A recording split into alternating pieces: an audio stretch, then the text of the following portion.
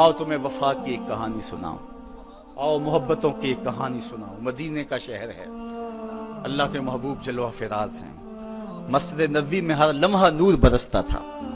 آقا تشریف فرماتے اور صحابہ حضور کے گرد یوں بیٹھتے جس طرح چاند کے گرد ہالہ ہوتا ہے اور بدر تمام کے گرد ستارے ہوتے ہیں۔ آقا واز و تلقین کرتے، لوگ سنتے، من میں اتارتے، روحوں کو تازگی دیتے۔ ایک چھوٹا سا بچہ ہے جو ننھے ننھے پاؤں سے چل کے مسجد نبوی میں پہنچ جاتا ہے۔ نام اس کا عمیر ہے۔ بمشکل سے بولنا سیکھا ہے اس نے۔ آقا کریم علیہ السلام کی خدمت میں کبھی وہ اپنے چچا جلاس بن سوید کے ساتھ جاتا ہے، کبھی وہ اکیلا بھی چلا جاتا ہے۔ ایک دن اس کا چاچا نہیں گیا لیکن بچہ گیا اور حضور کی بات سنی۔ آقا کریم نے آخرت کے بارے میں، قیامت کے بارے میں نقشہ بیان کیا۔ جب وہ بچہ واپس پلٹا نا تو اپنے چچا کو کہتا ہے، یا اماہ سمیت رسول اللہ صلی اللہ علیہ وسلم یخبرنا عن الساعہ حتی کانی اراہا رای العین۔ اے میرے چچا، آج میں نے حضور کو قیامت کا ذکر کرتے دیکھا ہے، اور حضور نے ایسا ذکر کیا ہے کہ قیامت کا نقشہ میری آنکھوں کے سامنے آ گیا تھا۔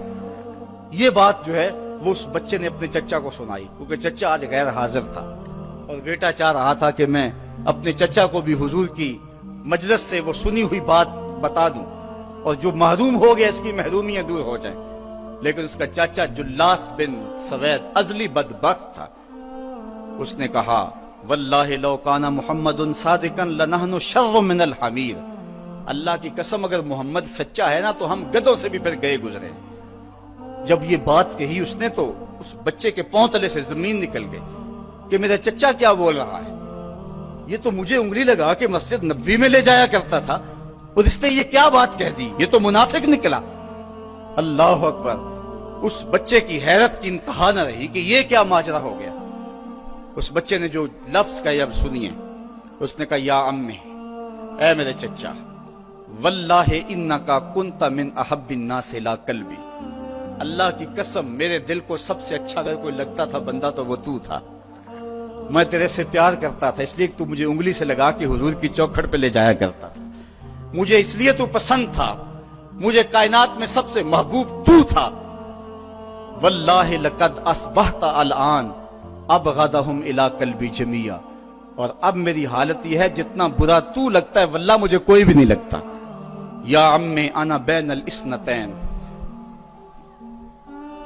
ہمارے ماں باپ قربان اس بچے پہ۔ حضرت عمیر بن سعد رضی اللہ تعالیٰ عنہ کہتا ہے، یا عمی، اے میرے چچا، واللہ انکا کنت من احب الناس الی قلبی۔ اس زمانے میں سب سے پیارا مجھے تو لگتا تھا۔ واللہ لقد اصبحت الان ابغضهم الی قلبی جمیعا۔ اور آج سب سے زیادہ مجھے برا تو لگتا ہے۔ آگے لفظ سنیے بچے کے، یا عمی انا بین الاثنتین۔ چچا جی، اب میں ایسے دوراہے پہ کھڑا ہو گیا ہوں، دو راستے جاتے ہیں۔ ایک راستہ تو میرے لیے یہ ہے، اما ان اخون اللہ و رسولہ فلا اخبر الرسول۔ ایک راستہ تو یہ ہے کہ میں اللہ اور اس کے رسول سے خیانت کروں اور جو تیری بات ہے وہ رسول اللہ کو نہ بتاؤں۔ ایک تو یہ راستہ ہے کہ میں حضور سے خیانت کروں، اللہ سے بھی خیانت کروں، اور جو تو نے کہا ہے، جو تو نے بدتمیزی کی ہے، میں وہ بات حضور کو نہ بتاؤں۔ وَإِمَّا أَنْ أُخْبِرَ الرَّسُولَ وَلْيَكُنْ مَا يَكُونُ۔ اور دوسرا راستہ میرے پاس یہ ہے کہ جو تو نے کہا ہے میں جا کے حضور کو بتاؤں، پھر جو ہو سو ہو۔ بس اب میرے پاس دو ہی راستے ہیں۔ فقال جلاس بن سوید، اس کے چچا جلاس بن سوید نے کہا، انت طفل غض لا یصدقک الناس فقل ما شئت۔ تو نا سمجھ سا بچہ ہے، چھوٹا سا بچہ ہے، تیری بات کس نے ماننی ہے، جا جو جی چاہتا ہے کہہ لے۔ وہ بچہ اٹھا اور حضور کی مجلس میں پہنچ گیا،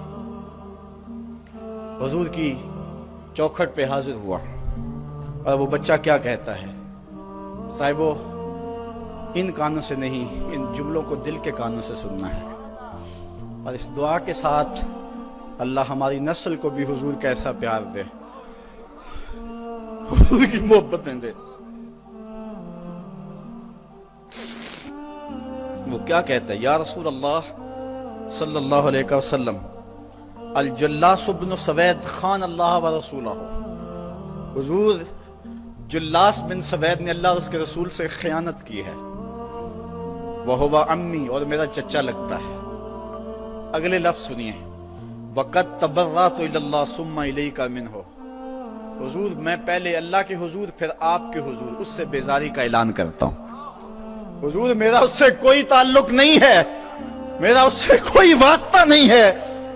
میں اللہ سے بھی کہتا ہوں میرے مالک، میرا چچا سے کوئی تعلق نہیں ہے چونکہ وہ تیرے محمد کا دشمن ہے۔